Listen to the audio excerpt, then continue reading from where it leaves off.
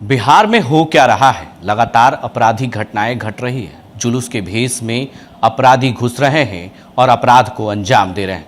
मुहर्रम का चल रहा है महीना और ऐसे में आज दशमी है और ऐसे में जुलूस निकाला जा रहा है, जिस पर जो है कल पटना के राजा बाजार में भी जुलूस के दौरान जो है एक दुकानदार को निशाना बनाया गया, तोड़फोड़ की गई और दुकानदार को भी पीटा गया। इस मामले को पुलिस ने संज्ञान तो ले लिया है, लेकिन अब इसको लेकर सियासत भी खूब हो रहा है। ऐसे में हम बातचीत करेंगे बीजेपी के प्रवक्ता कुंदन कृष्ण से और जानेंगे पूरा सवालों का जवाब इनसे कि जिस तरीके से बिहार में आपराधिक घटनाएं घट रही हैं, कल फिर पटना में भी, पटना के राजा बाजार में जुलूस के दौरान जो है जो जुलूस निकला है मुसलमानों का, उसमें एक दुकानदार को निशाना बनाया गया। हिंदू कह रहा है कि हम अपने आप को सुरक्षित महसूस नहीं कर रहे हैं उस इलाके में। कैसे देखते हैं? सबसे पहले तो मैं आपके चैनल के माध्यम से यह आश्वस्त कर देना चाहता हूं कि बिहार में कानून का राज था, कानून का राज है और कानून का ही राज रहेगा। बिहार में भीड़ तंत्र की कोई जगह नहीं है। बिहार में हर व्यक्ति सुरक्षित है। अगर बिहार में कोई असुरक्षित है तो वह अपराधी है। जिस घटना की आप बात कर रहे हैं उस घटना के विषय में पता चला है, संज्ञान ले लिया गया है और भीड़ की शक्ल में जो अपराधी इस तरह की घटना को अंजाम दे रहे हैं, न उनको बख्शेंगे और न उनके आकाओं को बख्शेंगे। लगातार बिहार में आपराधिक घटनाएं घट रही है। पटना में 2 दिन पहले 2 बच्चों की हत्या, फिर पूर्व मंत्री के पिता की हत्या और कल पटना के राजा बाजार इलाके में इस तरह की घटना। आप दावा तो ज़रूर कर रहे हैं, लेकिन विपक्ष लगातार आप पे सवाल उठा रहा है। तेजस्वी यादव ने कल बयान भी दिया है अपने एक्स पोस्ट पे, पूरे बिहार के 8 से 7 दिनों के अपराध का ग्राफ बताया उन्होंने। बिहार तेजस्वी यादव जी के पिताजी और माताजी के काल में और उनकी पार्टी के राज के काल में बिहार ने अपने पूरे इतिहास का कालाध्याय देखा हुआ है। ऑर्गेनाइज्ड क्राइम होता था इन लोगों के समय में। मुख्यमंत्री आवास तक में अपराधियों के लिंक होते थे और ऐसा माना जाता था कि मुख्यमंत्री आवास से उन लोगों को संरक्षण प्राप्त है।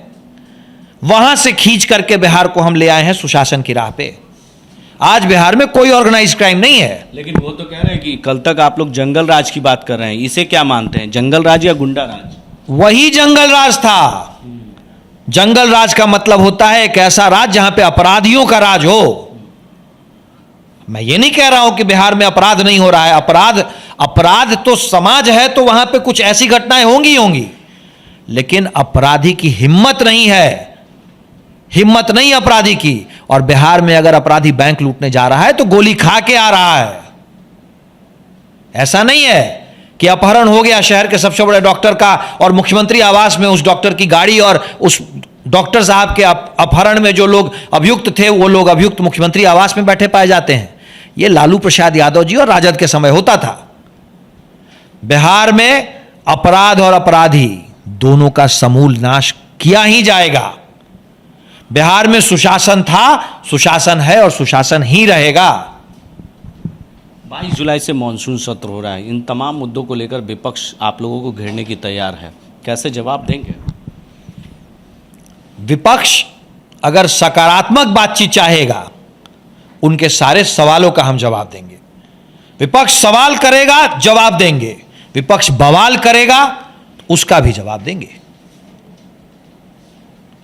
विपक्ष सकारात्मक पहलू पे हमसे बात करें, हम सारे सवालों का जवाब देने के लिए हम तैयार हैं।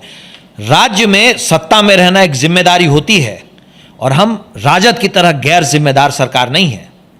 हम जिम्मेदार सरकार हैं। अपराध हो रहे हैं।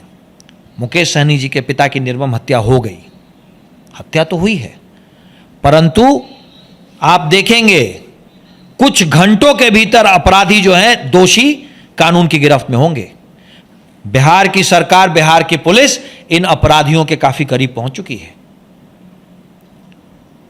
हम उस माहौल की तैयारी कर रहे हैं जब अपराधी अपराध करने से पहले सोचेगा, और वो माहौल बिहार में स्थापित है। उस माहौल को और बेहतर बनाने के लिए हमारी प्रतिबद्धता है।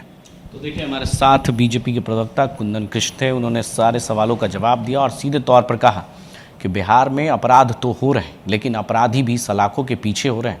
अगर बैंक लूट रहे हैं तो उनकी जो है पुलिस के द्वारा इनकाउंटर भी किया जा रहा है।